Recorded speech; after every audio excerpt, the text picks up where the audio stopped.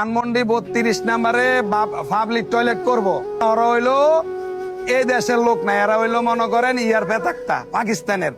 আর ভাই এরা যদি এই দেশের লোক হইয়া থাকে, ওরা কিভাবে একটা যে জায়গাতে মনে করেন স্বাধীনতার ডাক দিছে শেখ মুজিবুর রহমান, যে লোক আমগরে স্বাধীন না দিছে, আর আমরা তো ওইভাবে স্বাধীনভাবে কথা বলতেছি। সরকারও তো বলছে যে স্বাধীনভাবে কথা বলার, তাইলে স্বাধীনভাবে যদি কথা বলি আমগো অধিকার আছে আমগো কথা বলার, ঠিক আছে?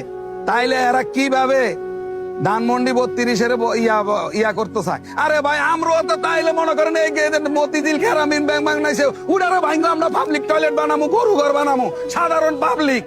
আমরাও তো বলতাছি কিভাবে একটা সেই জায়গা স্বাধীনের ডাক দিছে, যে জায়গা দেশ স্বাধীন হয়েছে সেই জায়গা কিভাবে পাবলিক টয়লেট বানাইবো? ওই লোকেরা এখনো কেন, এই সরকার এখনো ওসব লোকের অ্যারেস্ট করে না কেন? তাইলে সরকারও মনে করেন এর ভিতরে ইন্ধন আছে, সরকার অ্যারেস্ট করে না কেন? আমি সাধারণ লোক হিসাবে আমি জানতে চাই।